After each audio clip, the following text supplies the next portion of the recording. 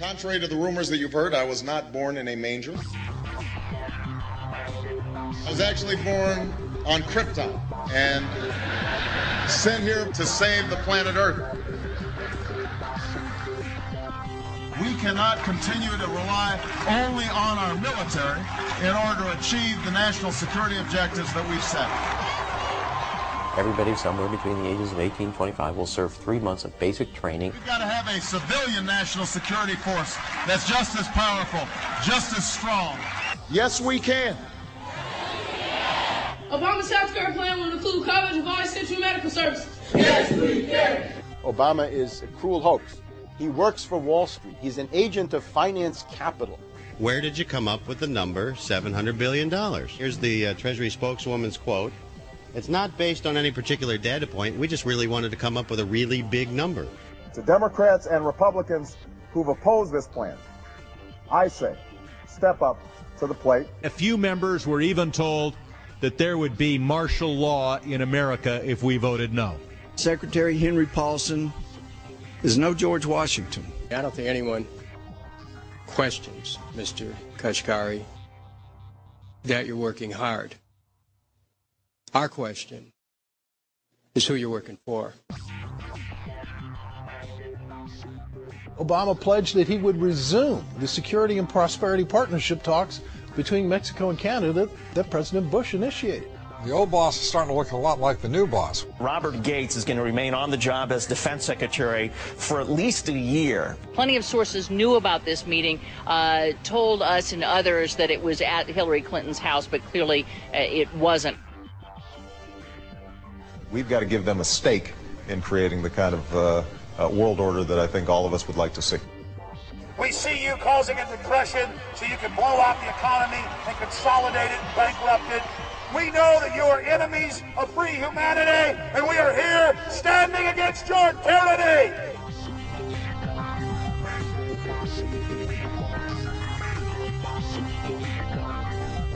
The Obama deception. The truth strikes back.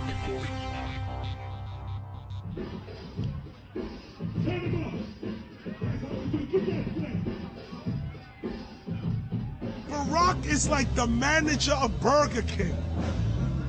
All presidents are, including Bush. It's like this. When your fries are cold, if your burger is not done right, you go back to Burger King, America, or your government, and you say, my burger's cold. I want new fries. First, you go to the cashier. That's the courts. You argue to the courts. The courts, if you can't get no justice with the cashier, you say, let me see the manager. I want to go to the Supreme Court. I want to see the president. The manager comes out. Hi, what can I do for you? Now, the manager can override the decisions of the cashier, but you never get to see the franchise owner of Burger King. If you really have a problem with your burger, you need to go see the franchise owner. We need to go to the top or to the bottom. We need to go to where the real architecture of government is. And it's not in a president. It's in a global scheme. Politics in America today is identical to pro wrestling. And what I mean by that is, in front of the cameras and the public, we all hate each other. I'm going to kick my opponent's butt. I'm going to whale him from here to high water and beat the crap out of him.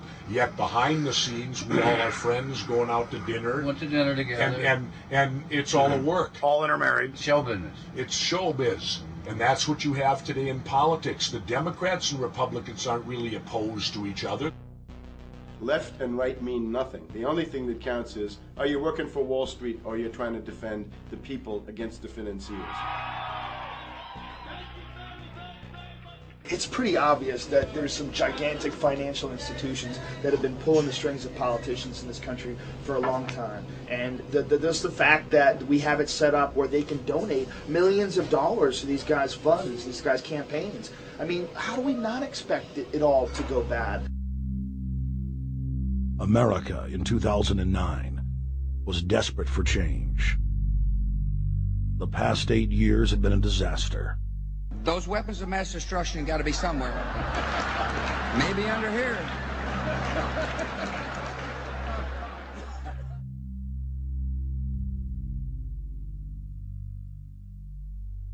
George W. Bush, who had claimed to be a conservative, had tripled the size of the federal government, shredded the Constitution, and destroyed the image of the United States worldwide. Nope, no weapons over there.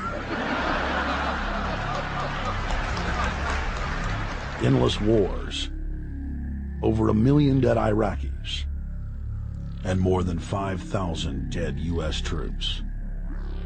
The Patriot Act, warrantless domestic wiretapping and spying, the end of Posse Comitatus, the rise of the treasonous North American Union, a deepening recession sliding towards total economic collapse. These factors and other abuses had the American people in a state of panic for their future and the very existence of the United States. The elite were in trouble. The people were beginning to see through their facade, past their front man, and to the ruling elite behind the throne. For the first time in U.S. history, both parties were universally hated. Congress had a 9% approval rating. The globalist agenda had stalled. And then, onto the scene came a man who promised change. Change we could all believe in. Barack H. Obama promised to end the war and bring our troops home fast. He pledged to uphold the Constitution and to stop the federal government from spying on the American people. Candidate Obama told American workers that he was going to get them out of NAFTA and GATT, and he's already breaking those promises. In this film, we will prove that Obama says one thing and does another, and that he works for the very same elite interests that Bush served, the very interest engineering the financial collapse and formation of a dictatorial world government. This film is not about left or right. It is nonpartisan. Our past documentary films are among some of the most damning indictments of George W. Bush and his administration that have ever been made. If humanity has any hope of effecting real change for the better, it will not come from the Madison Avenue false reality makers who have cast Barack Obama as the savior of the world. To alter our course from tyranny to liberty, to defeat the corrupt elite, we must get past the puppets and confront the real power structure of the planet. Now we can see a new world coming into view. A world in which there is the very real prospect of a new world order. Webster Griffin Tarpley is an accomplished geopolitical analyst and historian. Among his scholarly works are the unauthorized biographies of George Herbert Walker Bush and Barack Hussein Obama. Since Bush the Elder made his speech at the United Nations back in September of 1990 talking about the New World Order, I think I've become confused about what's actually going on in the world. The New World Order is a more palatable name for the Anglo-American world empire. It's the planetary domination of London, New York, Washington over the rest of the world. It's hard to get people to join that or think they have a part in it if you call it the Anglo-American world empire. If you call it the New World Order, then people in India or someplace like that or the European Union might think, well, there's something in that for us too. But that's not what it is. It's the Anglo-American New World Order. It's really the old world order. It's the British Empire morphing into the American Empire. The U.S.-British world empire is what you're going to get. Combines of powerful men have always battled with each other over the levers of power. Gerald Celente is recognized as one of the world's foremost trends forecasters and is the founder of the Trends Research Institute. People that are knowledgeable know that the fight that this country has been waging since its inception is for the central bankers not to take over the country. And that's why people like Andrew Jackson were elected. And that's why people revere people like Thomas Jefferson and others. The takeover's happened, and it's a corporate takeover. Agents of the Bank of England attempted to assassinate President Andrew Jackson on multiple occasions because of his resistance against a private central bank being set up in the United States. And it was something that Abraham Lincoln warned.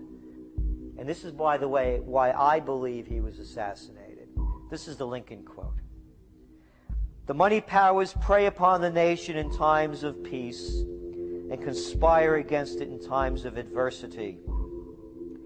It is more despotic than monarchy, more insolent than autocracy, more selfish than bureaucracy.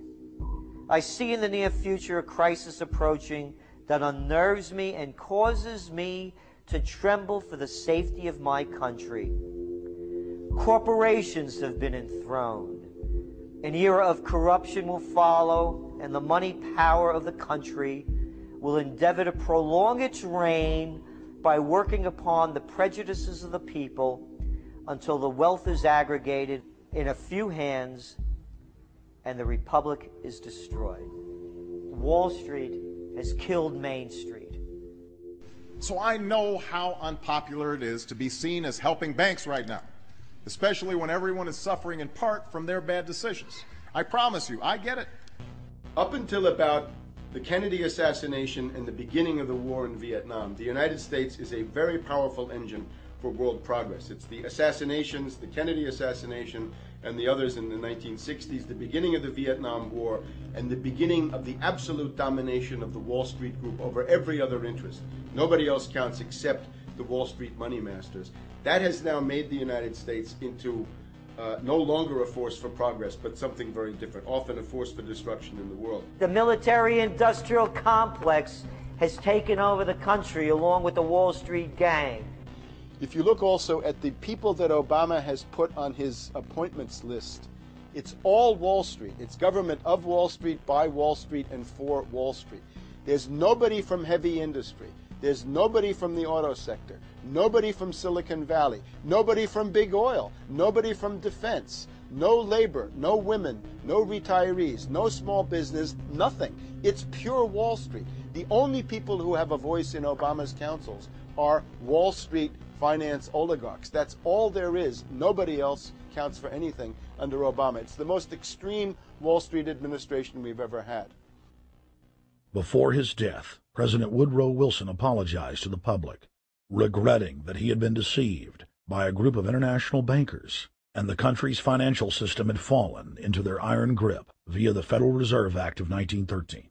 Whether sought or unsought by the military-industrial complex, the potential for the disastrous rise of misplaced power exists and will persist. Dwight D. Eisenhower, he warned the people that the military-industrial complex was taking over the country. Only 3 years after leaving office, President Eisenhower's prophetic warning concerning the threat posed to our system of government by the military-industrial complex came to pass. President John F. Kennedy had enraged the entire elite network. Now, Kennedy was brought in as somebody who was expected to be a puppet. It was thought that his pro-Nazi father, Joseph P. Kennedy, the bootlegger, the speculator, would guarantee that Kennedy would be obedient to the establishment. They thought that Kennedy was a sex maniac who could be manipulated through all of this, but it turned out that through his personal suffering, Kennedy had discovered a personal sense of himself which went beyond just being a puppet, and he began to think about things like economic recovery, world peace, having a space program, making deals with the Soviets, cutting the Federal Reserve down to size, and a whole series of other things. Executive Order number 11110, signed by President Kennedy, began the process of abolishing the private Federal Reserve. Kennedy was also pushing for real civil rights reform and had begun the process of pulling the troops out of Vietnam. The last time you had an actual president was Kennedy. The oligarchs took swift and decisive action. When John Kennedy attempted to take the government back from the robber barons, he was brutally murdered. The message to future U.S. presidents and leaders across the world was clear: do as you're told or die. John Fitzgerald Kennedy was the last true president of the United States. And until the globalists are removed from power, we will never have another real one. The other thing about the American presidency you've got to remember is that this is a puppet post. It's automatically going to be a puppet post. The idea that Obama is somebody who's going to come in and exercise real authority when he's obviously been chosen and given everything that he's got by these financiers. Presidents are now little more than corporate pitchmen who take all the political heat, while the controllers remain in the shadows, safe from public scrutiny. Hip-hop icon KRS-One is not just known for selling millions of albums. He has led a tireless crusade against youth violence and has been a strong voice for human rights. If they controlled it before, what makes you think they're not controlling it now? The country was on a verge of revolution. They threw a black man up. Now we like this. They give him the money, they give him the bundling, they give him vote fraud, they give him the media whores, they give him goons, they even have elected officials making threats to put people in jail if they criticize Obama in public. All of this is the mark of a puppet. And that means that he is a puppet, actually more of a puppet than anybody else, more of a puppet than Mrs. Clinton would have been, even more of a puppet than McCain. He's the maximum puppet that we've had certainly since Jimmy Carter. They put a black face on the New World Order, and now we all happy. KRS ain't buying it. In the real executive power structure, the president serves the military-industrial complex, itself owned by the international bankers. If there's a revolution, the population just throws out the prime minister or president. The elite stays in power because the public is never aware of who the real enemy is. In Evian, France in 1991, standing before the Bilderberg Group, the apex of the world government power structure, David Rockefeller defined the New World Order as a system of world government serving the international banking elite. For decades, the banker-owned media would attack anyone who dared to warn the public that a dictatorial world government was being constructed right under their nose, and that national sovereignty was being deliberately destroyed. And now, after years of denial, the media and the elite themselves are proudly announcing that not only is world government real, but is the answer to the financial crisis that they carefully engineered. Suddenly, the Wall Street Journal tells us that the North American Union is here, and that getting rid of the dollar for a common currency with Canada and Mexico is good. The Financial Times of London, published by a member of the Bilderberg Group, crowed that a dictatorial world government had been kept in the shadows for our own good, and that it was now time for it to emerge from behind the curtains of national security. White House Chief of Staff Rahm Emanuel stated on record that they can't let this crisis go to waste. You never want a serious crisis to go to waste. And what I mean by that, it's an opportunity to do things that you think you could not do before. And Henry Kissinger, who gave Barack Obama his first job out of college, told national television that the economic collapse was a great opportunity to bring in the New World Order. He went on to say that Barack Obama was the perfect person to sell it to the world. But he can give a new impetus to American foreign policy, partly because the reception of him is so extraordinary around the world. I think his task will be to develop an overall strategy for America in this period when really a new world order can be created. It's a great opportunity. It isn't just a crisis. In June of 2006, our team traveled to Ottawa, Canada, to gather intelligence on the shadow government's agenda for the coming years. I think that's the Queen.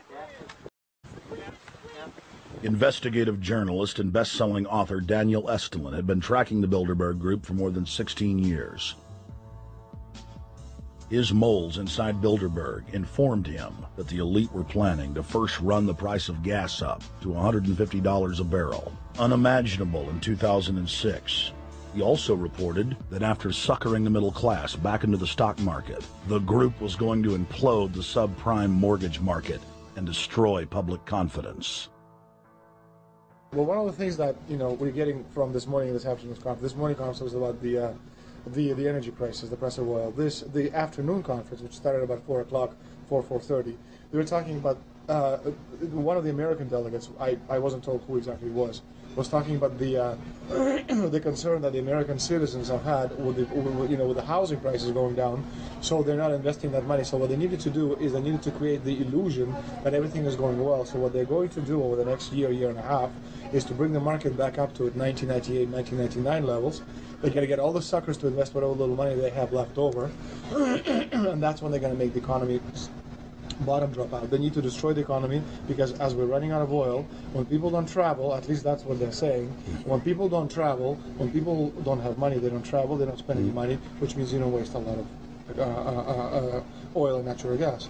That's the afternoon. So how does this source, I mean, just ballpark, I mean, so you have this source, is it? Well, actually, there are two people who are members of the Bilderberg Club. It's actual members? They're members of the Bilderberg Club who for years and years and years have been going and participating in all the conversations, and they've always been dead on, always. And last year they said the oil prices are going to go up to 150. At the time it was 39, went up to 76, basically doubled. If it doubles again, it's going to be back to where these people They attack Iran and will it, Year after year, Estelin and other reporters like Jim Tucker are able to report on future events with stunning accuracy, all because they know the agenda of the Bilderberg Group. The Bilderberg Group sits at the top of the world power structure. 125 of the richest and most influential individuals on the globe make up its membership. From Istanbul, Turkey to Chantilly, Virginia, we have tracked the elusive Bilderberg Group. Bilderberg always insist on a media blackout. By June of 2008, we had already figured out that Barack Obama was the elite's puppet of choice. The national media claimed that during the weekend the Bilderberg Group was scheduled to meet, that Obama had speaking engagements set for Chicago and the Midwest. We knew better. In a classic bait-and-switch, the Obama campaign told the press corps to get on Obama's campaign plane, and that Obama would join them on the flight to Chicago. Campaign staff then slammed the door shut. The fawning press had been shanghaied as Obama's campaign aircraft lifted off without Obama. Robert, why were we not told about this meeting and that the senator wouldn't be on our flight until the doors were shut and we were about to taxi to take off? Again, we had a desire, Senator Obama had a desire to do some meetings. Others had a desire to meet with him tonight in a private way, and that's what we're doing. We set up these meetings. They're being done tonight. Again, Is there more than one meeting? Is there more than one person with whom I'm not going to get into all the details of the meetings. I don't know that I've got a ton more different answers for all of your questions. Obama wasn't going to Chicago. He had a meeting to attend, a secret meeting. Initially, it was believed that the secret meeting took place at Clinton's Washington, D.C. home. Obama's spokesman denied that, but won't confirm where the former rivals met. He also declined to comment on their topics of discussion. For a day and a half, the mainstream media engaged in a wild goose chase, trying to find out where Hillary and Obama had gone. 3 cover stories later, the corporate press had to admit they had no idea where the 2 candidates had gone. And to this day, Clinton and Obama aren't talking. Plenty of sources knew about this meeting, told us and others that it was at Hillary Clinton's house, but clearly it wasn't. In 2008, the trail led us to the Westfields Marriott Hotel, right outside Washington, D.C. We just flew into Washington, D.C. We're driving to the Westfields Marriott. Tomorrow, the hotel's closed throughout the week into the weekend for the Bilderberg Group meeting. We're going to check in the night before. They're going to kick us out tomorrow. So we're going directly into the belly of the beast. The hotel will be filled with at least 5 spy agencies: CIA, Defense Intelligence, Mossad, European Union security. We checked into the Westfields Marriott 48 hours before hotel guests were scheduled to be thrown out ahead of the annual meeting.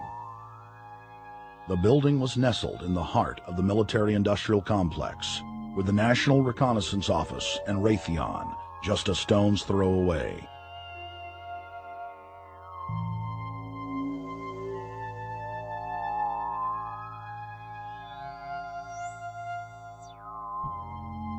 The plan tonight is to try to not get arrested, dodge the security, get in there, get some footage of the elite arriving in the morning, because some arrive before they officially lock it down, and then getting out of the building.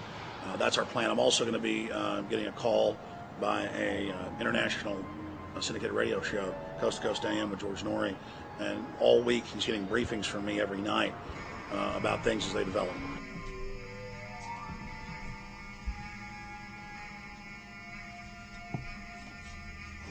George, we're sitting here in the room. As the phone rings with your producer, Tom Danheiser, to put me on, the fire alarm goes off. So everybody is exiting the building. I know this is a setup. They timed it exactly when this happened. Open the door. I want them to hear the fire alarm. Open the door. I want people to hear this live to the 16 million people listening.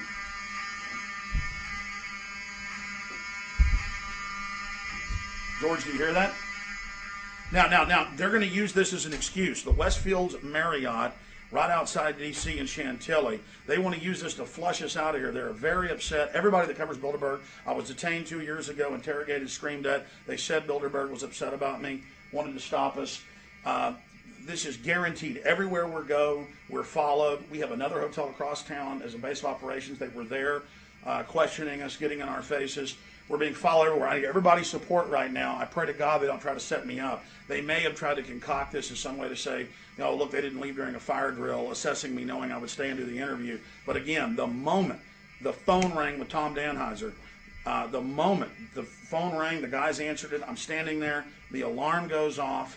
It's going off right now. The guests are exiting the hotel out there. Of course, there's no fire. This is just absolutely insane. I noticed, too, that there was over 100 security people here today, but tonight we got back and it was a total ghost town, and this is what's insane. We have a security guy walk up to us 30 minutes ago, about 25 minutes ago, before this happened, and said, "What are you guys doing?" We said, "We're just walking around checking out the artwork in the hotel," which we actually were admiring it, but we were also going around getting some footage. And they said, "Well, no cameras allowed." We said, "Fine." And then he said, "Yeah, we had somebody do a fire alarm a few weeks ago, and me and Rob, my camera guy, were on, why is he telling us about a fire alarm?" I forgot that part, George. These bastards have done this. I don't know how. They're planning to try to set us up or something, but this is incredible. We are here in the middle of this right now, George.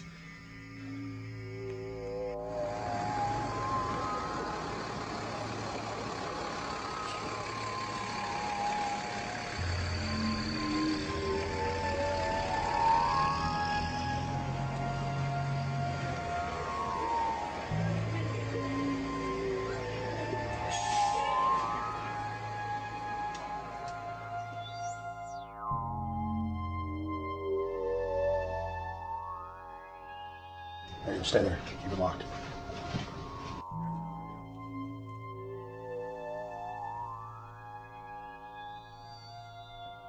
Let's go.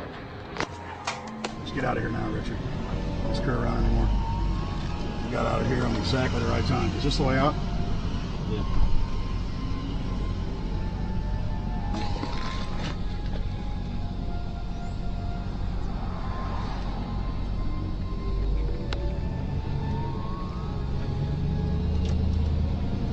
We got a car right behind us.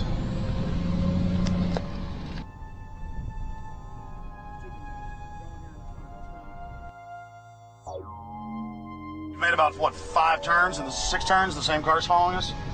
Now he looks like he's following us into a... He came out of Bilderberg, he came out of the Westfield. He's being a little bit subtle, but... Not too. So there he is. That's him over there in the blue green car. Yeah.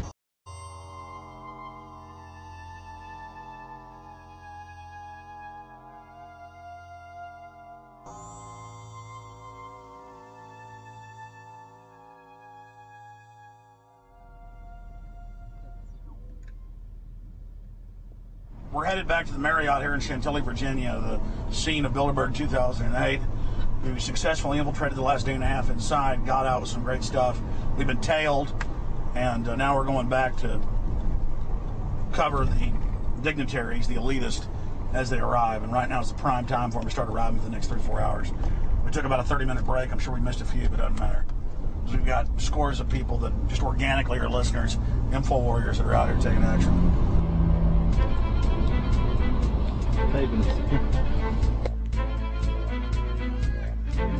Yeah!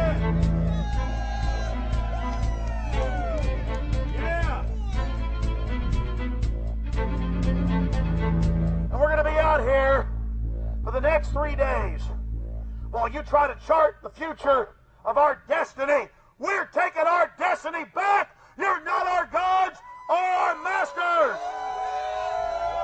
We witnessed at least 7 convoys of armed Secret Service entering the Westfield's Marriott, and internal sources confirmed that both candidates did attend at least one meeting inside the conference. While the Bilderberg Group was 100% successful in 2008 at keeping their name out of the mainstream media, they did not fare as well when it came to the exploding independent press. During the entire 2-day event, anti-New World Order protesters and alternative media encircled the hotel.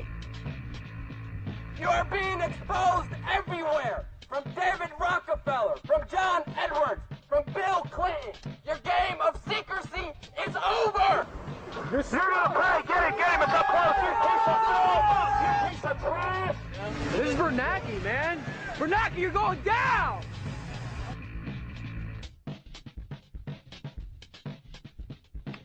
Obama, we know you're here, Obama. You cleared your schedule for the next 3 days. We know you're in Virginia.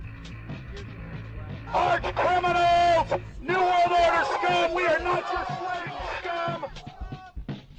Brave Americans came from all over the United States and bullhorned the main conference hall at close range as the global power brokers schemed inside. You are criminals! You control the central bank, you control the currency, and you're turning our beautiful country and world into a nightmare! The global elite are desperate to keep their organizational meetings a secret. They are keenly aware that if the population discovers that policy is being developed covertly by powerful special interest, the people will revolt. It is our duty to expose these criminals. It's a criminal act under federal law for federal officials to have private meetings to discuss world policy with non-federal workers. So everybody from the State Department, Treasury Department, White House, Defense Department, and others who show up, as they always do, they're committing a criminal act simply by being here to attend a secret meeting with officials from other countries to discuss U.S. policy in the world. So literally it's a criminal act. And every newspaper, every broadcaster has a patriotic duty to expose these scum and the evil they project. The election primaries served as a great diversion, while the true future course of the nation was being set behind closed doors. You've got, obviously, the Bilderberger Group, founded by the former Nazi Prince Bernhard of Holland. You've got the Trilateral Commission, founded by David Rockefeller's Zbigniew Brzezinski. They're the ones who ran the Carter administration. Everybody in the Carter administration, from Carter and Mondale and Volcker and Brzezinski, were all members of the Trilateral Commission. Founding member of rap sensation Public Enemy, Professor Griff, gave us his view of the Obama phenomenon. Barack Obama's been given a pass by the Blue Bloods. He's been given the okay by certain secret societies for them to let him in. I truly believe imperialism and fascism needs a facelift. And that facelift is going to have to be black. And the reason why I believe that, simply because I think they're trying to go into Africa. Well, they're already in Africa. But they want to totally control all the natural minerals that they're going to need to carry themselves into the 21st, 22nd, and 23rd centuries.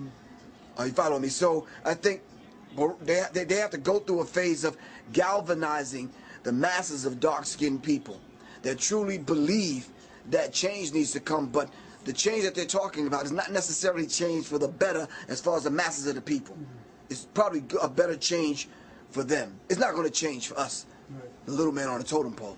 And no one looks at the agenda. As long as he positions himself right, have the right tie on, have the right smile, repeats the slogans over and over and drives it home, the average American is just going to swallow it hook, line, and sinker. And we don't even know what the agenda is.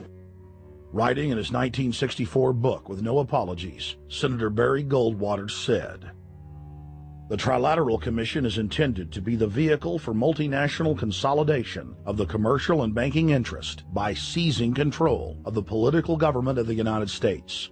The Trilateral Commission represents a skillful, coordinated effort to seize control and consolidate the four centers of power: political, monetary, intellectual, and ecclesiastical. What the Trilateral Commission intends is to create a worldwide economic power superior to the political governments of the nation-states involved. As managers and creators of the system, they will rule the future. Bilderberg issues executive decisions and prime directives to its subdirectorates for implementation. The Trilateral Commission takes the Bilderberg Group agenda and executes it through regional roundtable groups throughout Europe, Asia, and the Americas. The Council on Foreign Relations serves as the managing roundtable group in the United States sector. The Council on Foreign Relations has dominated every administration since the days of FDR. The way in which they make policy and rule is that they are a polycentric oligarchical system. You have to be a finance oligarch. Remember, this is not a society ruled by generals, not by priests, not by bureaucrats, not by demagogues, none of those, but by bankers. Bankers rule, and the bankers set up these institutions. They set up things modeled on the Royal Institute for International Affairs, Chatham House, and the Milner Round Table of the period right after the Boer War, so even before World War I. You had the British setting up these round tables, institutes with publications and conferences, and this is how they make policy. Upon Obama's inauguration, members of the Bilderberg Group, Trilateral Commission, and CFR flooded into every position of power in the executive branch, replacing Trilateral Commission and CFR members who previously filled the positions during the Bush administration. When you look at the U.S. ruling class, you'd have to say that they're a really pathetic bunch of failures and bunglers. They are a miserable excuse for a ruling class. And that's one of the big problems we have, is you go from Clinton to Bush to Obama. What stays the same is the ruling elite that gives these puppets the orders that they act on. And these orders are wrong-headed, let's say, to say the least. They're basically bankrupt. They're going to lead to the collapse of this civilization. What they're doing is using the existence of the United States as a formerly powerful nation state to act out their Wall Street fantasies of world domination and maintaining their capital structures and maintaining their system of looting. And this can't be done. So the basic question is, they've hijacked our country and you got to take it back from them. You've got to drive Wall Street out of the government, and at that point you'd have a reasonable chance of getting back to prosperity and some kind of peace and order in international affairs. We had a chance to speak with economist and author George Humphrey. They have created a power elite, and we're not talking about the millionaire down the street. You can't even be a member of their club unless you're a multi-billionaire. And friends, this is not about rich versus poor. This is about a very, very small handful of the worst criminal element on this planet, manipulating and destroying the good people of this nation and of this world. About this Obama with change. Look at the people he's put to mastermind the economic recovery. Larry Summers. I love it. Every time they talk about Larry Summers, he's always brilliant. He's another brilliant one.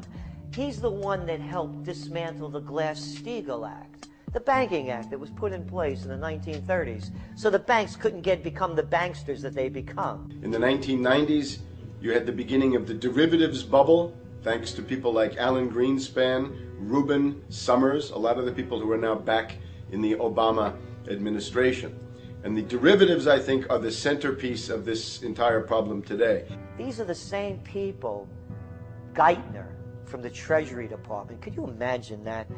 Now we have the U.S. Treasury Secretary, who also is a Robert Rubin protege of the Larry Summers Group, that dismantled Glass-Steagall and broke apart the regulations that would have prohibited the banks and brokerages from becoming these criminals. He was the former president of the New York Federal Reserve. And now he's our Treasury Secretary? And as we all know, the Federal Reserve is as federal as Federal Express. It's a private bank. And now we've put this guy in charge of it? I mean, Wall Street has hijacked Washington in broad daylight. Every single one of his appointments support the status quo. Every one of his appointments are there to screw the American people. Every single one of his appointments are people who are working to bring down the Republic and the Constitution of this country. Secretary of the Treasury, Timothy Geithner, Bilderberg Group and Trilateral Commission member. Secretary of State Hillary Clinton is a Bilderberg and CFR member. She is also married to Trilateral Commission member William Jefferson Clinton. Ambassador to the United Nations Susan Rice, Trilateral Commission. National Security Advisor General James L. Jones, Bilderberg, Trilateral Commission, and CFR. Deputy National Security Advisor Thomas Donilon, Trilateral Commission, CFR. Special State Department Envoy Henry Kissinger, Bilderberg Group, Trilateral Commission, and CFR. Chairman, Economic Recovery Committee, Paul Volcker, Bilderberg Group, Trilateral Commission, Council on Foreign Relations. The Director of National Intelligence, Admiral Dennis C. Blair, Bilderberg Group, Trilateral Commission, CFR. Secretary of Defense Robert Gates, Bilderberg Group, Trilateral Commission, CFR. Deputy Secretary of State James Steinberg, Bilderberg Group, Trilateral Commission, CFR. State Department Special Envoy Richard Haas, Bilderberg Group, Trilateral Commission, and President of the CFR. Obama Presidential Advisor Alan Greenspan, Bilderberg Group, Trilateral Commission, CFR. State Department Special Envoy Richard C. Holbrooke, Bilderberg, Trilateral, CFR. And the list goes on and on. Even if Barack Obama were the most wonderful person in the world, he was groomed and brought to power by the global elite to carry out their agenda. Humanity must look past Obama and realize that presidents come and go, but the shadow government and their program of global enslavement continues. How could people be so stupid and gullible to believe a bunch of political people? So people who voted for Obama were trying to express, I think, first of all, something worthwhile. The hatred for Bush, Cheney, the neocons, the desire to punish the Republicans for their adventures, their police state, and their economic depression. The second question was on the economy. People felt that Bush was selling them down the river into a world depression. He is, of course, the new Herbert Hoover in that regard, so they were trying to get something different from that. The tragedy, of course, is, and this is really why Obama was groomed and prepared over a period of almost 30 years now, that Obama is there to frustrate and to deceive all of those hopes. Obama is a cruel hoax. He's a bogus sham. He's an absolute denial of everything that you'd expect from an American president. It is very disturbing to see well-meaning people falling for high-tech propaganda over and over again. It happened after 9/11. The American people en masse were swept into a mob psychology, irrationally throwing their common sense to the wind and doing whatever the administration told them to. The general public eventually caught on to the fact that George W. Bush was a deceitful thug and that the economy was in freefall. In the midst of it all, Barack Obama was there, speaking out against the abuse of the people at the hands of the establishment. With the election of Barack Obama, the world rejoiced that the United States was no longer in the hands of madmen. But unfortunately for humanity, this was another vicious fraud. I want to like the guy. He speaks gently. He's intelligent. He seems to be a man of peace. He is just as charismatic as they come. But you know what? Is that a tree is really, really measured by the quality of its fruit. And when you kind of put away all the flowery words, when you put away all the rhetoric, when you put away all the rock and roll music, what he does is what's important for the people of this country, starting with the truth. Obama is notoriously a liar.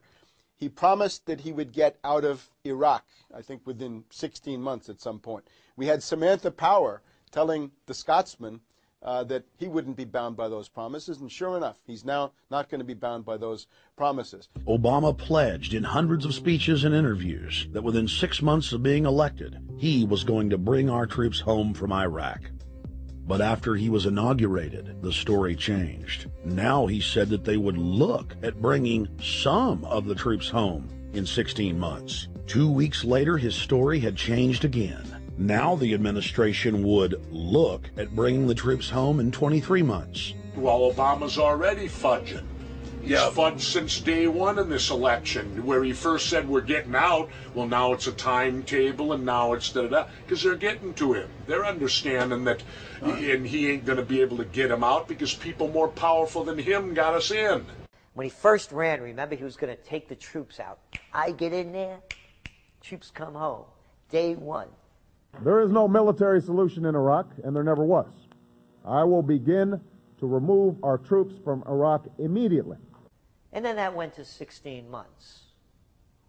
And now he's going to add, they're saying, another 30,000 or more troops to Afghanistan. Next, he sent 30,000 more Marines to Afghanistan, doubling the total number of forces in the crosshairs. Barack then announced that he was going to move missile systems into Eastern Europe to encircle Russia. But after all, what should we expect after he kept Bush's Secretary of Defense Robert Gates? The outcome of this policy is if you're constantly meddling near the Russian borders with these fascist creeps, IMF, NATO agents like Yushchenko of Ukraine, or Saakashvili of Georgia, or these Kaczynski twins in Poland, or various collections of people in Latvia, Lithuania, Estonia, you're tied to these gangsters, and if they decide to start a war, that rapidly escalates into thermonuclear World War III. This is worse than the neocons. Bush and Cheney never got as far as Brzezinski, Soros, and the other people running Obama. Barack Obama swore that he would vote to repeal the Patriot Act, but then he voted for its reauthorization. Obama decried the Bush administration's illegal warrantless wiretapping of the American people. Then he voted to legalize it. Obama pledged that he would filibuster any attempt to give retroactive immunity to the telephone companies, the telecom companies, except he then turned around and voted for that bill. Most people don't know, for example, that he voted to reinstate the Patriot Act and more government wiretapping. Candidate Obama told desperate factory workers in speech after speech that he was going to renegotiate NAFTA and GATT to make it more fair for American workers. It is absolutely true that NAFTA was a mistake. But then his campaign was caught sending out memos to top corporate leaders, telling them not to worry and that it was just campaign rhetoric. We had Obama saying, you know, I'm against free trade. I don't like NAFTA and all those free trade sellouts. We had Austin Goolsbee, the Canadian diplomats, and saying, don't mind him. He's just popping off. That's just election era rhetoric. Doesn't mean anything. Presidential candidate Barack Obama was publicly criticizing the North American Free Trade Agreement in a bid for votes, but privately telling Canadian officials not to worry about it. He said that he was going to bring us peace in the Middle East.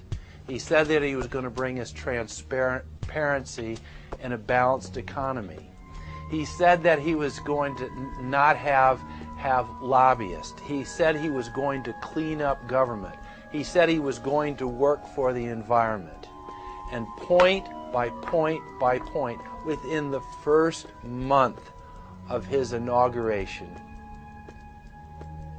he has lied and deceived and cheated the American people. The people of the United States and the world were filled with hope that Obama was the real deal when in his first week in office he signed an executive order supposedly closing Guantanamo Bay and other secret prisons. Then the press actually had a chance to read the executive order and were shocked to find that the executive order only said that Obama was thinking about closing Guantanamo in a year. But worst of all, the executive order continued the practice of rendition, which the LA Times called secret abductions. They don't know. They think that he's signed off immediately on closing Guantanamo, but he's allowing prisoners now to be taken to foreign countries and not knowing where they're sending them and to be tortured in foreign countries. They don't know that they kept that provision in there. Obama is now continuing the practice of secret arrest, secret prisons, and most importantly, indefinite detention without trial. When a British High Court said that it was preparing to release secret British and U.S. torture orders that prove that the Bush administration was ordering personnel to systematically abuse detainees, Barack Obama threatened to cut off all U.S. intelligence ties to England. To add insult to injury, he stated that the program was important to national security, not only endorsing Bush's crimes, but continuing them. Obama voted for a reinstatement of the Patriot Act. And by his early deeds already, again, as we saw with the issues of retention, he's willing to send people that have been charged with nothing to be tortured to so-called get the truth out of them. If the makers of this film attempted to cover all of Obama's lies, this documentary would never be released because there are new ones every day. So in the interest of time, we're going to cover one more big one. Barack and his handlers made the cornerstone of his campaign, keeping lobbyists and donors out of his administration. Within hours of being elected, Obama did a 180 and filled the White House and federal government with lobbyists and donors at all levels. Obama picked William Lynn, the top lobbyist for Raytheon, to fill the number 2 position at the Department of Defense. Timothy Geithner, former president of the private Federal Reserve Bank of New York, was picked by Obama to be Secretary of the Treasury. Geithner promptly crammed the Treasury Department full of lobbyists, like his Chief of Staff, Mark Patterson, formerly the top lobbyist at Goldman Sachs. Obama appointed top lobbyist to the Saudi royal family, George Mitchell, as the lead Middle Eastern envoy. Obama appointed the king of Wall Street lobbyists, Leon Panetta, to head up the CIA. Obama tapped Tom Daschle, top lobbyist for healthcare firms, to run the Department of Health and Human Services, and the list goes on and on. Then, 3 weeks into his administration, Obama launched a new lie, more outrageous than the previous. With Academy Award-level conviction, he said that he was upset about the banker bailout, which his own Chief of Staff, Rahm Emanuel, another former Wall Street executive, had engineered. Obama said that he had signed an executive order capping the CEO's salaries of those who had taken the bailout money. There was just 2 problems. All the major banks and brokerage firms were exempt, and the new order only dealt with any future bailouts. And those were to be on the honor system. What gets people upset, and rightfully so, are executives being rewarded for failure. AIG, Bank of America, and Citigroup, which have received billions in bailout money, don't fall under this plan. Only banks negotiating future agreements with the government will be restricted. But this appears to be built on an honor system, and White House Press Secretary Robert Gibbs had a hard time explaining how enforcement would work.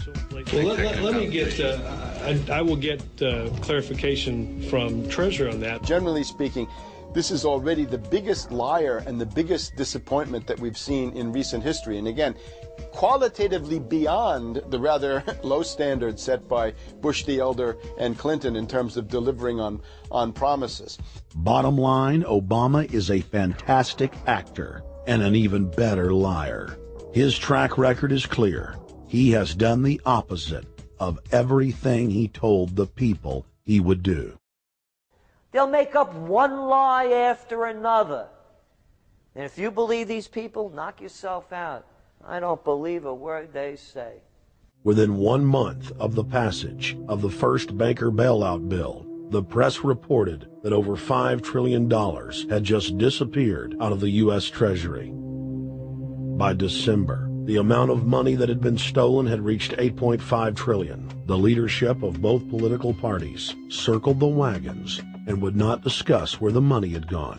In the Fed! In the Fed! In the Informed Americans protested the private Federal Reserve System at all 38 of their regional governorship offices. Arrest Bernanke and Paulson! Arrest all the criminals that stole the banker bailout money! It was refreshing to see people standing up against the real power structure, not being distracted by the elite's frontmen like George W. Bush and Barack Obama. We traveled to Dallas, Texas to cover We the People taking on the real enemy. Hey, I want to talk to the workers up there on the parapet. The ones smoking cigarettes and just jump back. You're with the American people, we know that. But understand, ask the workers inside. You're not in a federal government building. You're in a private Federal Reserve that uses that name as a fraud. That'd be like if my first name was Federal Reserve Jones. I'm still not the federal government. I'm not a federal agency. But if I said my name was Federal Reserve, I could go out and pay off politicians and get them to allow me to get into power so I could issue the currency and credit, and then I could buy up the world. That's what these criminals have done. A lot of people think that the Federal Reserve is already part of the government. They're not. It's controlled by cliques of unelected, unaccountable bankers meeting in secret. Most of these people have never even been through the formality of a Senate hearing or a Senate confirmation. They claim that they're part of the U.S. government. They masquerade as if they were part of the U.S. government. But in reality, this is a purely private operation. Jackals, hyenas, raptors, all of them loyal, not to the American people, but to the Wall Street banks, which is where most of them come from. Everyone is pointing to Barack right now, President Obama, as saying, you got to get the economy together. You got to get the economy together. When in fact, the president has very little to do with the economy. It's the Federal Reserve Chairman that at least sets the policy. That's a privately owned company, the Federal Reserve Bank. They set the agenda. These guys are masquerading as a federal institution. They are a private banking consortium, and this is their front, their holding company. The Federal Reserve is not federal. It's a front for a private banking cartel. That's on record in congressional testimony, and they're the ones orchestrating the economic collapse we're seeing right now, so that's why we're here. While at the In the Fed rally outside the Federal Reserve Bank in Dallas, Texas, we spoke with Ron Paul's brother, Wayne Paul. 1913, the Federal Reserve Act was passed, floor of the House, where 3 members of Congress were on the floor. At that time, they only needed a majority of votes to pass it. So in 1913, the Federal Reserve Act was passed. 20 years later, 1933, under Roosevelt, the United States was declared bankrupt. And in 1933, the Federal Reserve Private Bank says, okay, USA, what are you going to pledge as collateral on the debt you owe me? What happened by 1936? Does anybody know? We instituted Social Security system, and you and I and our children and our children's children were pledged as collateral on the debt of our government to the Federal Reserve. And that's where we're at today. It took 20 years to make this country bankrupt, and since then, our government has operated under emergency powers of our government. It is not the president that makes the decision in this country. It's the Secretary of Treasury who turns around and is put in there by the Federal Reserve to manage the bankruptcy. We've been in bankruptcy ever since. So to print $700 billion and to give it away, how do they get away with it? The manager of the bankruptcy is told by the Federal Reserve this is the way to go. That's where we're at today. Yes, we should point out, Congressman Ron Paul now has a huge amount of sponsors for a bill in the House of Representatives to abolish the private Federal Reserve crime syndicate. In 1913, the money power of the country was taken away from the people. By constitutional privilege, it belongs with the Congress, but it was given up in the Federal Reserve Act. The Federal Reserve is no more federal than Federal Express, but yet it has the power to determine the direction of use of money in our economy. If we could take that power back and put the Federal Reserve under Treasury, we start to be in a position of being able to control monetary policy on behalf of the United States people. The Federal Reserve is totally private, and Ellen Greenspan 2 weeks ago on PBS on Lair NewsHour said on record that they are above the law, the Congress, the President, everyone. No court can do anything. We run America. What is the proper relationship, what should be the proper relationship between a chairman of the Fed and a president of the United States?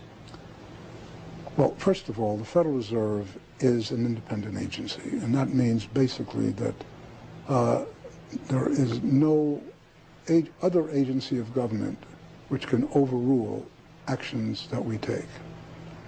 So long as that is in place and there is no evidence that the administration or the Congress or anybody else is requesting that we do things other than what we think is the appropriate thing, then what the relationships are don't frankly matter. Notice what Greenspan is saying. Greenspan is saying the Federal Reserve is beyond the law. And in reality, they are in practice beyond the law. Nobody, as far as I know, has ever audited the Federal Reserve. One of the first things we ought to do when we nationalize the Fed is go in there and find out the audit. Who stole money? Who engaged in corruption? There's a whole series of people going back to Volcker, to Greenspan, to Bernanke, and so forth. Think of the arrogance of private group of banks that have bankrupted the nation by design so they can repo the country. A private group of banks that loaned us our own money back are telling us they're above the law. You are not above the law, criminals. No one is above the law. No one is above the law, and the private Federal Reserve sure as hell isn't either. Since the founding of the Federal Reserve back under Woodrow Wilson, the Federal Reserve has struck out 3 times. They didn't stop the crash of 1929. They didn't stop the banking panic of 1932, 1933. And now they are the cause of the derivatives crisis because they're the ones who inflicted derivatives on the world with Alan Greenspan. Instead of our economy being about goods and services and real products and manufacturing, it's all about these guys, the private Federal Reserve that masquerades as a government entity who controls the issuance of currency and credit. They're the ones that have cut off the liquidity in the market. They told us have a debt-based economy. Then they cut it off once they get us under their thumb and implode the economy so they can consolidate it. And that's what they're doing right now. I mean, it's in their own documents. It's in their own statements. They claim, give us unlimited power, give us trillions of dollars with the Baker bailout bill that's already $5 trillion, not $850 billion as they say. And we'll get the economy going, but they're hoarding the money and buying up other banks that aren't part of the Federal Reserve, buying up insurance companies, buying up roads, infrastructures, media empires, defense contractors. What the banks do is they implode an economy by cutting off credit, and then once things really fall to a low, and they know the low because then they buy everything up and start then putting more money back into the economy, and then they build it back up. So they build us up and then shear us, build us up and shear us. And they're getting ready. All over the world, they're always shearing some country, imploding it. Comes out in their own IMF and World Bank documents. That's just the foreign arm of the same cartel. And these are the people who claim to be the saviors of the economy, the people who have created every important crisis in the past 100 years, the Federal Reserve. So it's illegal, it's unconstitutional, and it's a failure. And I think the failure is what everybody can see right now. Yeah, what they do is they make you think Clinton's evil in running things. Then, oh, Bush will save us. And then, oh, Bush was evil. Now we'll be saved by Barack Obama, but he's just a puppet. But as we get deeper into this phase, when they implode the economy, they have all the money and all the control. But they also like to pose as the savior. So Obama is meant to be the savior during the Depression, and he'll save us with a 1 million person, he said, is bigger than our military, domestic spy force, a 3 million person environmental spy force. So giving people these jobs to be government bureaucrats and spies to go out and manage the other 290-something million Americans. And so this is classical fascism. The communists also do it. Any vertically integrated command and control authoritarian system does this. So they're openly following what the same group of banks did in Germany, Russia. It's in the Communist Manifesto to have a private central bank because the private central bankers actually wrote the ideas that they had Marx and Engels put out. People go, well, why would the banks want communism? It doesn't exist. They rape us, they consolidate us, they put us into work brigades, they make us slaves, and they say it's a people's paradise. Look at it, boy, you're really doing good. And then they transfer all the wealth of the nation offshore. The globalists are outside all the nations. That gives them safety, and they play countries off against each other. And so that's what we're facing and dealing with. And so they're bringing in classical, hardcore tyranny in the U.S., but we have the internet. We've grown our numbers. The alternative media has exploded. That's why they're trying to move in to shut down and regulate and tax the web, but it's too late for them. They're playing in the 19th century, 20th century rules. It's 21st century, the century of resistance to tyranny. And so it's going to be one hell of a fight with the people and free humanity on one side and the New World Order on the other. And every one of you out there counts, needs to be involved in this fight like nothing you've been involved with before, because this is life and death. Everything depends on exposing these people. Everything depends on showing the people that this is the New World Order, this is the criminals. We're dealing with the king rats here, the people that are carrying out tyranny worldwide. And either they fall or we fall. Either worldwide darkness and a new age of tyranny and oppression and with a scientific overlay, or a new age of liberty and freedom and a new renaissance. The choice is the people's out there. Okay, we can tell you what's going on. You can check it out for yourself and find out it's true. But don't wait. Investigate now. Get involved now. Go out there and reach out now. We don't have time. If you're looking for the solution, look in the mirror. Look right into the mirror, because you out there, men, women, old, young, black, white, doesn't matter. It's going to be up to you if they win or if liberty succeeds and the people have a chance of having any future. These are cold-blooded eugenicists. These are cold-blooded people who think they're God, think that they're our masters, that think that we're animals. These are the guys that funded Lenin and Stalin and Hitler and Mao. These are the guys, it's all on record, that bankroll this stuff. They are hardcore vicious, and they must be resisted. Up until about the Kennedy assassination and the beginning of the war in Vietnam, the United States is a very powerful engine for world progress. It's the assassinations, the Kennedy assassination, and the others in the 1960s, the beginning of the Vietnam War, and the beginning of the absolute domination of the Wall Street group over every other interest. Nobody else counts except the Wall Street money masters. That has now made the United States into no longer a force for progress, but something very different, often a force for destruction in the world. That doesn't need to remain that way. The interest of the American people is to fight to take your government back from Wall Street and make the United States a force for progress in the world, which we easily could do if we could just break the power of the people behind Obama. The main banks of Europe, which were started by Adam Weishaupt and Rothschild, the Banque Nationale de Paris, the Bank of England, the Bank of Italy, have all financed the messianic and war leaders of the last 200 years. Napoleon, Lenin, Stalin. They backed Adolf Hitler. They backed Franklin Delano Roosevelt. And they are backing right now Barack Obama. The banking cartel had established a beachhead in 1913 through the Federal Reserve Act. In 1947, they set up a parallel shadow government through the National Security Act. From 47 on, the national security state began the long process of absorbing federal and state bureaucracies, while at the same time undermining the constitutional power of Congress and dominating the executive branch. By controlling the issuance of currency and credit, the private Federal Reserve was able to buy up most of the Fortune 500. And if a company wouldn't sell, the bankers would unleash federal regulators to run them out of business. Private central banks in Europe, the United States, and England took taxpayer money and loaned it at over 30% interest to third world nations. The bankers would then bribe the leaders of those countries not to pay back the loans. Their third world puppets would sign agreements stating that when the country defaulted, the banks would be given all the natural resources and infrastructure of the once sovereign lands. But worst of all, the countries would pledge future taxes paid by the people in perpetuity as profit to the private banks. By the year 2000, there were few nations that had not fallen to the designs of the money power. The globalists were now ready to start their final phase of world government takeover, the destruction of the Western nations' economies. To carry out their final takeover, They first removed banking regulations, like the Glass-Steagall Act in the late 1990s. This allowed their front companies to issue unlimited credit to the world and to set up colossal Ponzi schemes, the likes of which the world had never seen. The scams were advertised by the controlled corporate media as completely legitimate. Because of the fantastic returns, private investors, corporations, state and local governments invested heavily. They had taken the bait, hook, line, and sinker. To destroy confidence, in late 2007, the bankers themselves began to badmouth the scams they had created. Next, the central bankers cut off the tsunami of fiat money that they had been using to pump up the bubble.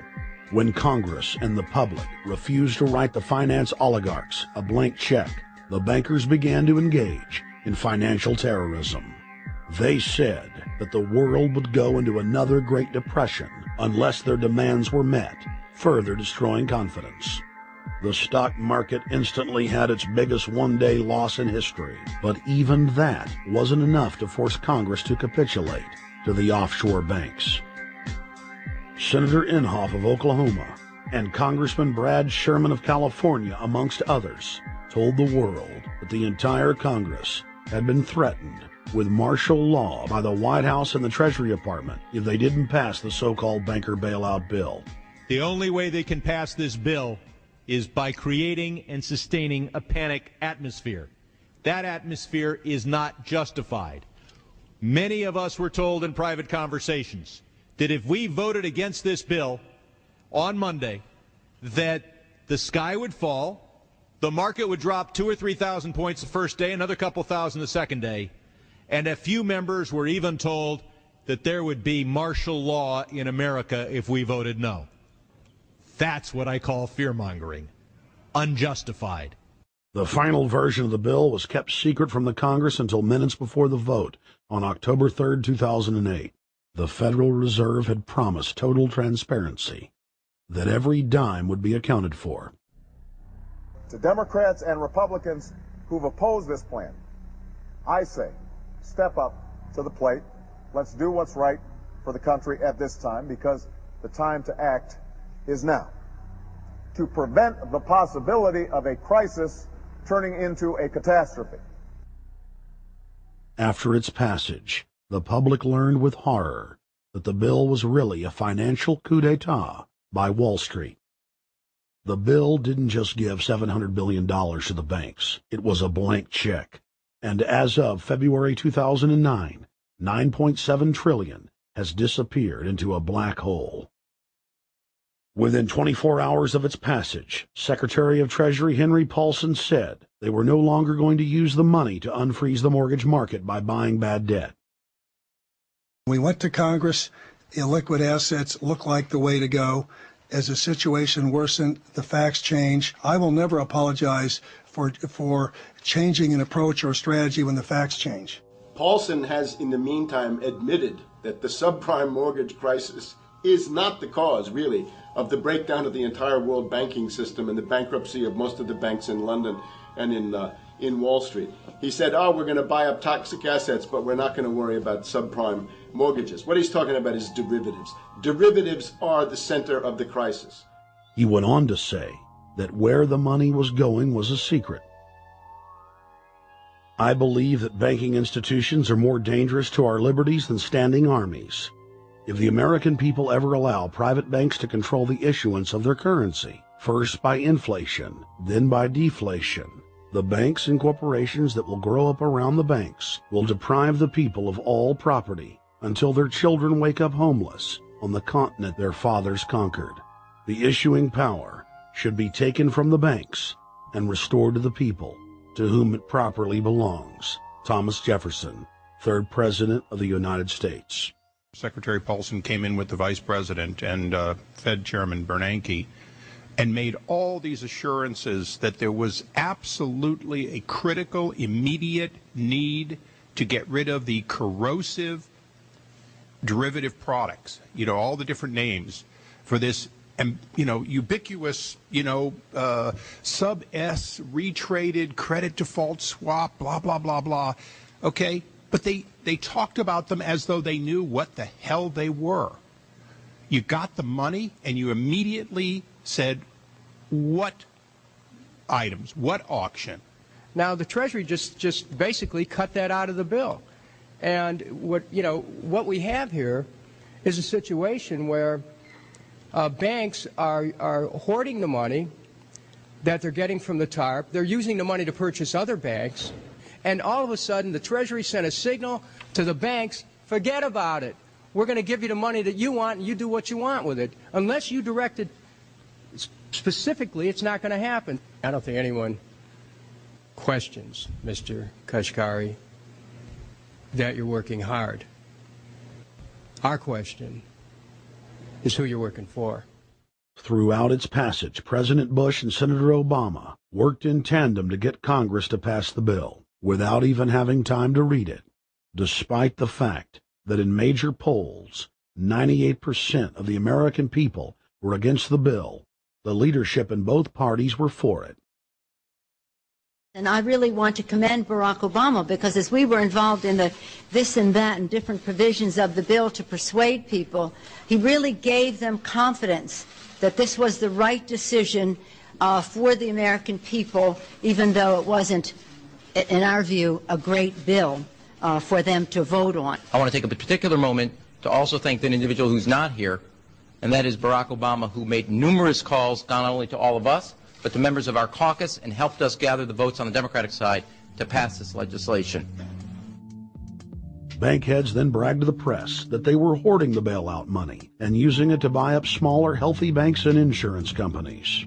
Their plan was working like a charm.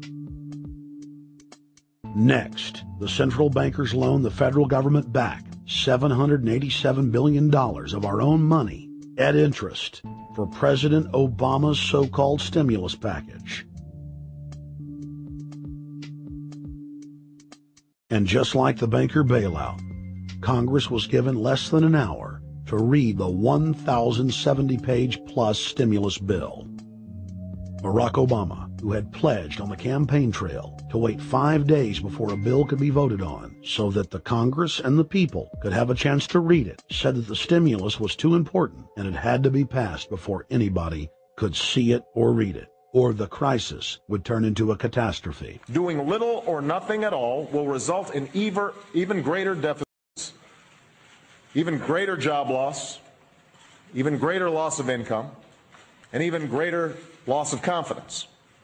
Those are deficits that could turn a crisis into a catastrophe, and I refuse to let that happen. After its Friday passage, in gangster fashion, President Barack Obama took a 4-day vacation and said that there was no rush to sign it. The spending bill was really a takeover bill, designed to further federalize the states and to pay off rich donors that had donated to both parties. As the world slid deeper into depression, the bankers celebrated the fire sale that they had created. I believe the phrase burdens of the office is overstated. Yes, can I? Why me? Oh, the burdens, Why did the financial collapse have to happen on my watch? It's just pathetic, isn't it? Self-pity. And I don't believe President-elect Obama will be full of self-pity. With their access to unlimited fiat capital, they could now buy up sectors of the world economy not already controlled by them. For over a century, the Anglo-American establishment had worked to bring the world system to this point. Artificially engineered global bankruptcy. In an address before the Trilateral Commission in June of 1991, David Rockefeller laid out the elite's ultimate goal. The supranational sovereignty of an intellectual elite and world bankers is surely preferable to the national autodetermination practiced in the last centuries.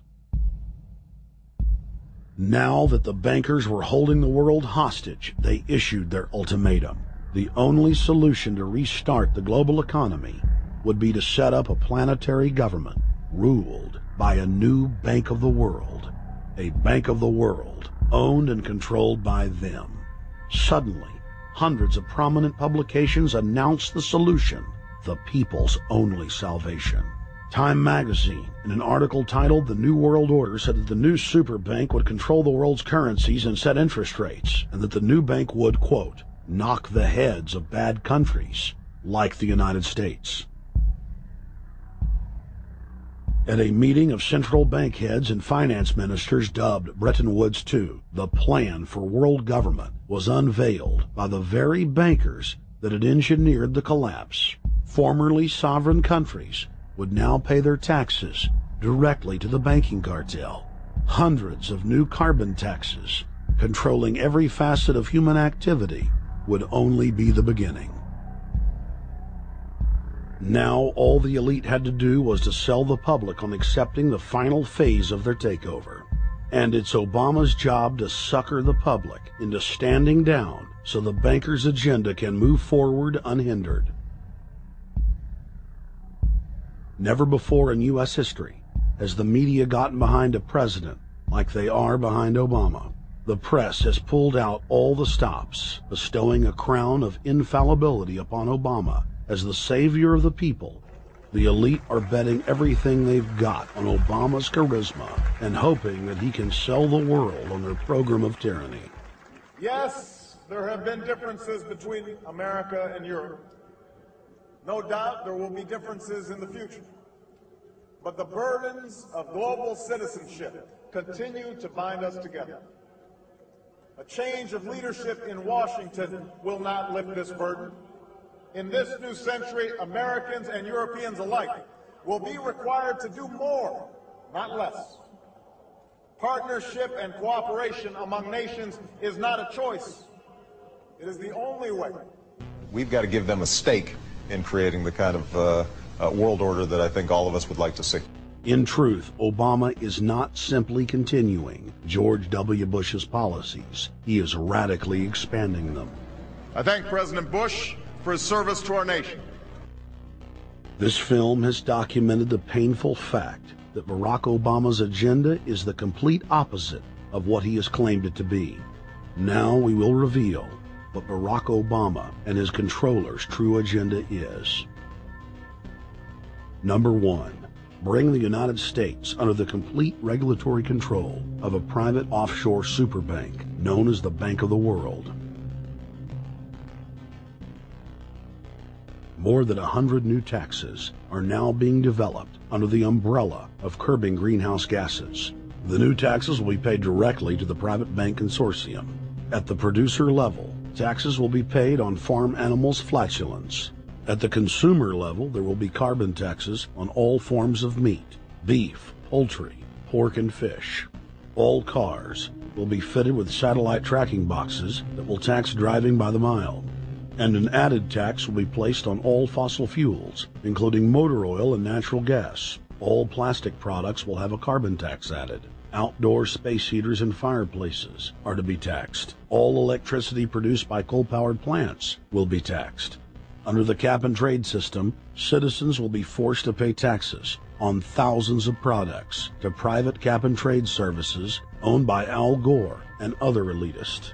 There will be taxes on light bulbs, water, trash pickup, air travel, train travel, bus, ship, medicine, steel production, mining, clothing, laundry, asphalt are just a few of the new taxes to be levied. But to truly transform our economy, to protect our security and save our planet from the ravages of climate change, we need to ultimately make clean, renewable energy the profitable kind of energy. So I ask this Congress to send me legislation that places a market-based cap on carbon pollution and drives the production of more renewable energy in America. That's what we need. The notion of anthropogenic global warming is a fraud. In other words, the idea that the planet is getting warmer and that human activity is somehow responsible is a pseudo-scientific fraud. It's a big lie. It's a monstrosity. Remember the Nazis, they had race science, race hygiene. They said Aryan blood is different from any other kind of blood. This was, of course, idiocy, a fantastic piece of nonsense. Today, we've got something similar. Global warming caused by human activity, and the answer to that is carbon tax plus cap and trade, according to the wishes of Al Gore, Prince Charles, and basically the entire world banking community, the world oligarchy. What they're trying to do with that is to perpetuate the current system where bankers rule the world, financiers rule the world, and the rest of us get the crumbs from the table. But remember, if you try to put on cap and trade and a global warming carbon tax with the idea that you're going to save the polar bears, what you're going to do is destroy human society. You're going to cause genocide on a massive scale. The deaths will be measured in the hundreds of millions and indeed in the billions. Just the idea of global warming means that there'll be no development for Africa, no development for the poorer parts of Southeast Asia, and no world economic recovery of any kind ever in our entire lifetime. So it's important to expose and fight the pseudoscientific fraud of global warming. One more point about this. You don't need a climatologist to know that this stuff is a fraud. I'm a historian.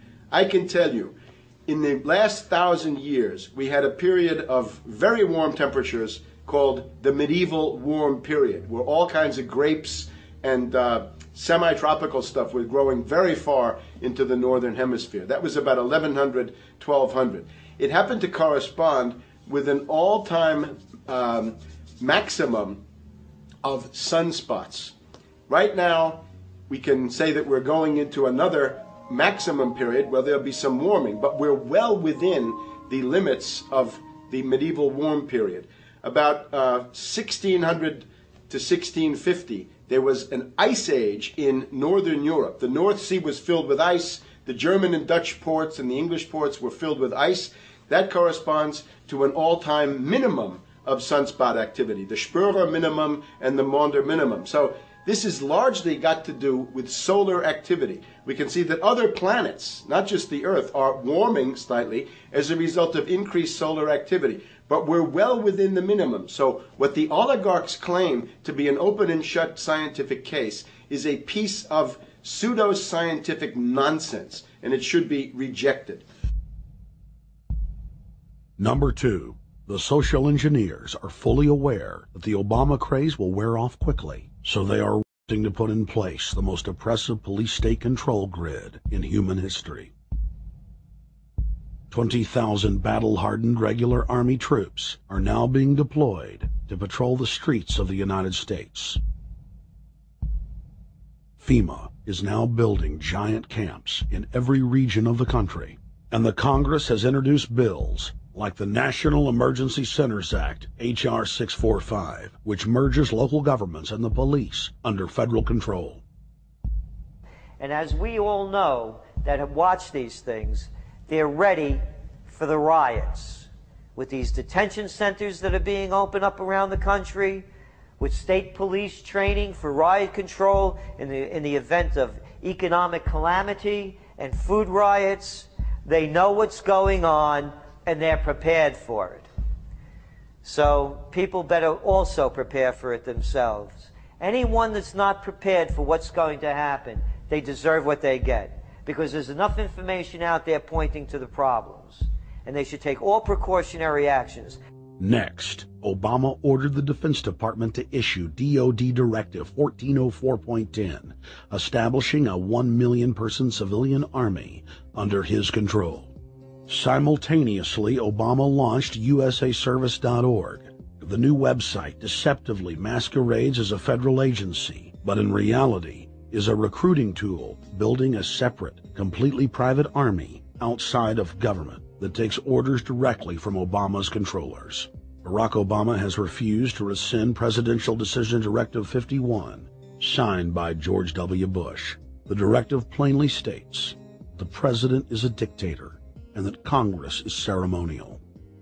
We cannot continue to rely only on our military in order to achieve the national security objectives that we've set. We've got to have a civilian national security force that's just as powerful, just as strong, just as well funded. President Obama and his Chief of Staff, Rahm Emanuel, have repeatedly stated on the record that all Americans below the age of 64 will be forcibly conscripted into federal service. Citizenship is not an entitlement program.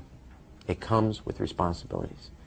Everybody somewhere between the ages of 18 and 25 will serve 3 months of basic training and understanding in a kind of civil defense. Now, it doesn't always have to be service in uniform. One of the things that if you talk to our generals, they are desperate for is a civilian counterpart to our military forces. So is this compulsory then? Well, you have to, in a sense, it's required of everybody, 18 to 25, 3 months. And at some point at that point, you do it. Obviously, I'm not going to say perfect legislation. We'll work that process through. You could do it during a college summer, or you could do it after Anytime. high school. If you have a demagogue with a fanatical mass movement of personality cultists who is imposing the program of a group of extreme bankers and finance oligarchs, that's fascism. Obama's transition site, change.gov, proclaimed that middle school and high school students will be forced to serve the federal government. Fascism is gutter up, streets up, hooligans, thugs, fervently idealistic students, swarming adolescents, just the kind of thing you see around Obama. The way you get a population to enslave itself when the police and the army are no longer enough to do that. So I think that's if you're a left liberal, it's time to open your eyes to that. All young Americans between the ages of 18 and 24 will be conscripted into a paramilitary domestic security force. If Obama has his way, adults and seniors will also be forced into other forms of service for the betterment of the homeland. Number 3, disarming the American people. Obama operatives in the Congress have introduced more than 10 bills that would end the Second Amendment as we know it. H.R. 1022 would allow the new Attorney General Eric Holder the dictatorial power to ban any gun he wishes at will. In 2008, before the Supreme Court, in the D.C. gun ban case, District of Columbia versus Heller, Holder argued for the complete disarmament of the American people and that only the military should own firearms. H.R. 257 would ban all youth shooting sports, including YMCA and Youth Olympic shooting clubs. H.R. 45 would force all gun owners to undergo federal psychological screening, registration, and testing to keep their firearms.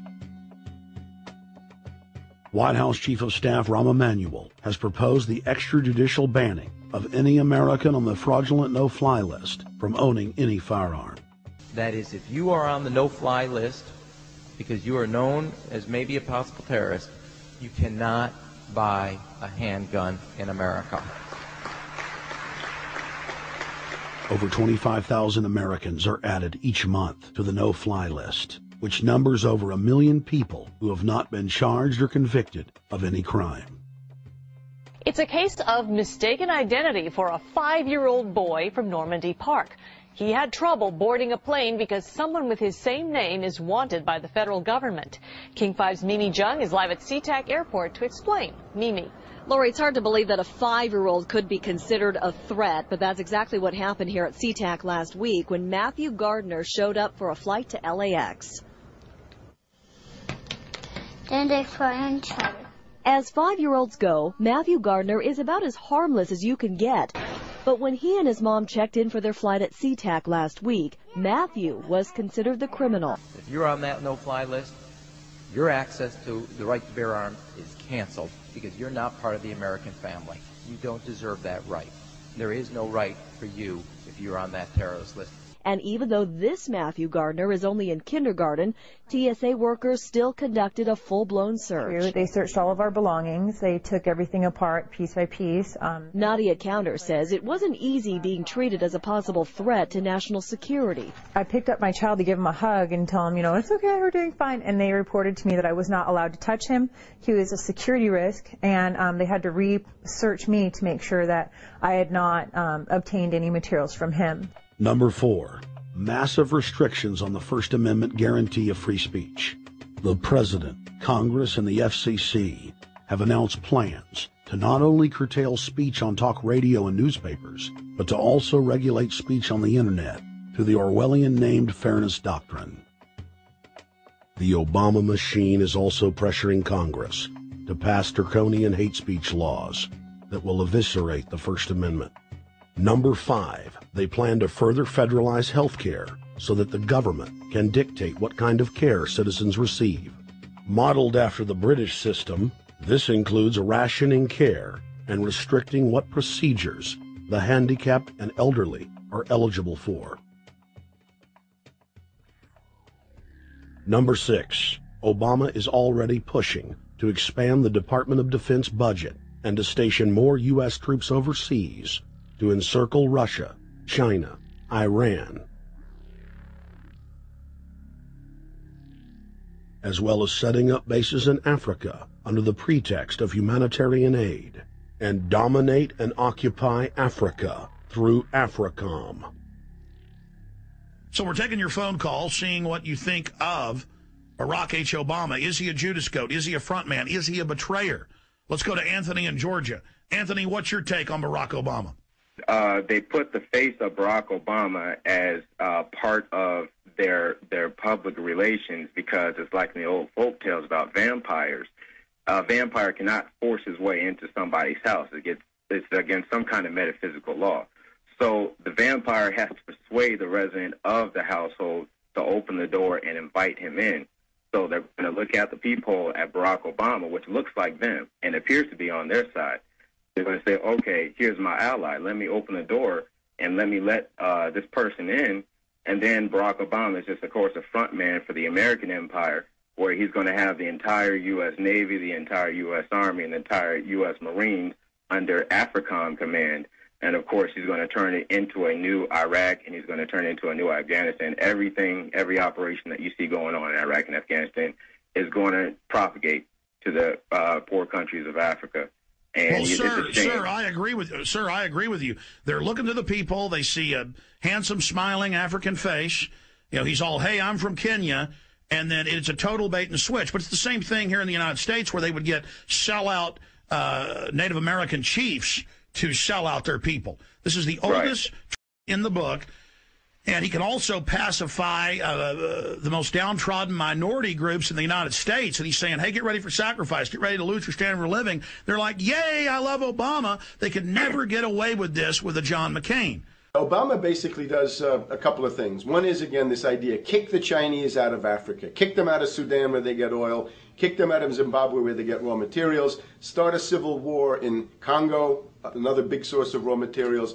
Al-Qaeda, an arm of the U.S. intelligence community, is now active in Algeria, Tunisia, Morocco. You've got a destabilization going on in Kenya around Odinga. That's Obama's cousin. This is a guy who has two children. They're Obama's niece and, well, nephew in a broad sense. And one of them is named Raul, and the other one is named Winnie, after Winnie Mandela, who did the necklacing and political assassinations in South Africa. So this Odinga is essentially a CIA destabilizing operation in Kenya, and he's got a Odinga Islamic Alliance to crush the Christians in Kenya, but this also reaches into Ethiopia, it reaches into Uganda, Congo, Tanzania, and a whole bunch of other countries in that region. So all of Africa is a battlefield in flames between the U.S. and the Chinese, with Obama leading the charge to kick the Chinese out for geopolitical reasons. Number 7, radically expand federal control over family farms and ranches through the Animal ID and Premises ID system. Number 8, accelerate the merger of the United States with Canada and Mexico under the Security and Prosperity Partnership. He is also accelerating the transfer of remaining federal authority to unelected quasi-governmental bodies like the World Trade Organization. Number 9, Obama must convincingly play the part of the president and convince the people of the United States that the buck actually stops with him. This is critical to the globalist master plan, because in 4 to 8 years, Obama must take the blame, as Bush did, for the New World Order's horrific agenda. At that point, the elite will put a new puppet in the ceremonial seat of power and build him up as the savior, only to tear them down again. And so the process is repeated over and over. For their program to work, It is essential that the people not learn that the presidency is now nothing more than theater, because if they did, the people would stop looking at the pawns and start looking for the king. Through this system of deceit, the elite's criminal agenda can continue forever because the people waste all of their political energy debating the media spectacle instead of investigating the globalist agenda. Number 10. It's Obama's job to sell the public on globalist policies that aren't in the people's best interest, but the overlords have many salesmen. His most important function is to protect the criminal oligarchs from prosecution while they loot the economy worldwide, start new wars, and engage in torture. They're called Generation O, and they were the key to Barack Obama's White House win.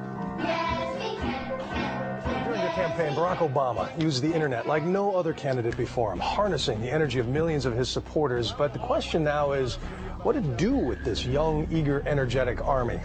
This gives Barack Obama and his administration contact information for so many people, so next time he needs to push his legislation, he can contact all these people. Kennedy-esque. I feel as though this was like when John F. Kennedy was elected. Shouting, smiles, and tears. It was the scope of Obama's victory that was most impressive. I saw a photograph of Obama playing basketball, and I said, you know what? I see him as a leader, and that's the world that's in his hands. Own a piece of history, commemorating the day the world changed forever. His confident smile and kind eyes are an inspiration to us all. In summation, Barack Obama is a Madison Avenue created fad. All of the crazed Obama worship, being pushed by the corporate media, is scientifically designed to capture the public in a net of peer pressure mass euphoria. If the New World Order can just distract the public for a few more years, the elite can finish constructing their police state control grid. Now, a lot of times, we don't want to know the issue. Right. We don't want to know the issue. We feel, what do you call this thing where you get this false sense of gratification, but because a black man is in office, everything's going to be all right. No, everything's not going to be all right. Yeah. Until you look into the agenda on what the Democratic Party has been about, is about, and will be about, regardless if Barack Obama is the president or not. And that's real. Barack Obama is the perfect Trojan horse. He makes the people feel like they finally have a place at the table, even as he betrays them. I won't have to worry about paying my mortgage. Oh, it's such a blessing to see you, Mr. President. Thank you for taking time out of your day. Never in my life would think that this would ever happen. Sadly, many Obama supporters can't see what's right in front of their faces because they've already invested their very identity in this artificially created cult movement. Throughout history, it has happened over and over again. People turn their intellect over to cult of personality mass movements, and it's happening again. The evidence presented in this film is documented fact, and those that ignore what history has taught us do so at the peril of us all. As frightening as the information in this film is, there are many things we can do to stop the globalist agenda dead in its tracks. First, we expose the cult of Obama for what it is, a sad hoax. Next, realize that we are all being propagandized 24/7. Investigate all information for yourself, be it political parties, the media, or this film. Be aware of the tricks that the elite use, like the staging of false flag terror attacks and other crises. Rediscover the Constitution and Bill of Rights. Promote a culture of true liberty. There is a reason the internationalists are attempting to destroy the sovereignty of all 50 states. They know it is one of the biggest threats to their domination. The federal government has been completely hijacked by foreign interest, and more than 25 states have recognized this fact and are moving to block the New World Order at the state level by declaring their 10th Amendment powers. But most important of all, there is a huge awakening taking place in the United States and across the world against the globalist agenda. Free people everywhere are joining together and saying no to corruption and tyranny and no to world government. This is the center of endurance, and endurance is what wins wars. Not how many people you kill, but how long can you endure? George Washington lost almost every battle he had, but he endured. He out-endured the British, and that's how the battle was won. Endurance. And each and every one of you watching this, every single one of you, is just as important as the people who were our founding fathers, as that you are just as important as the Sons of Liberty who met in the 1770s to philosophize about freedom, to philosophize about a republic, to philosophize about a truly free country with a republic. There's 1 billion people on the planet. It only takes one to change it. Are you the one? There may be everybody in your classroom bugging out. Your whole school may be on fire with kids wild and bringing guns. But are you the one?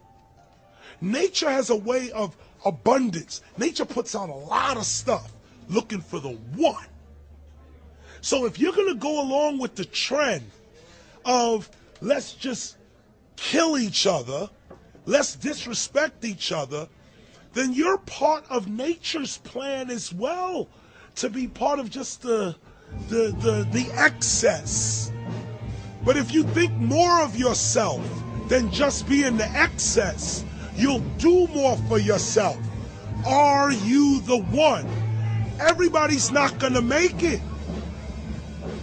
But you have an opportunity to save yourself. Well, we don't have to look back thousands or even hundreds of years to see how dangerous this present-day situation is. We can look back to Bolshevik Russia. We can see the takeover by the Bolsheviks talking about people's revolution, talking about the positive change. And Lenin came in and then Stalin. The fact is that over 40 million Russians between 1925 and 1940, good Russian, people who were Christians, people who had their own businesses, people who were educated, they were exterminated because they had their own business, because they were educated, because they believed in God's law. We can look over at Germany. Germany was in a very, very terrible economic situation, and this very charismatic leader called Adolf Hitler comes in. He makes the roads good, and he promises a better life for the people. And within 10 years, you see a completely nationalized, centralized, dictatorial situation where millions and millions of people were exterminated. And then we can go to Maoist China. Mao came in, he promised change, he promised a better life, and within 5 years, 60 million Chinese were exterminated. They don't teach that. They don't teach that in the schools these days. And it wasn't that long ago. And I pray to God that this will not happen in the United States. And the way it won't happen is if you and your friends and all of us together take action to say no. This country is too precious. It's too wonderful. It's too good of a place to lay down as a victim. Greatness could arise once we break the shackles of the government that's holding us back. One thing America has more than any other country is an entrepreneurial spirit. One thing we have more than any other country is the ability to be innovators. You know, if I was born in Italy, I wouldn't be the trend forecaster I am today because I would have been locked into a culture of thinking one way. We have that freedom of expression and freedom of thought that could free us to create greatness again if Big Brother doesn't come down on us harder. Humankind is at a historic crossroads. The forces of globalism are marching towards absolute despotism. Look in the mirror, count the cost, and decide Are you going to let history repeat itself? Or will you stand tall with freedom lovers everywhere and stop the completion of a world dictatorship?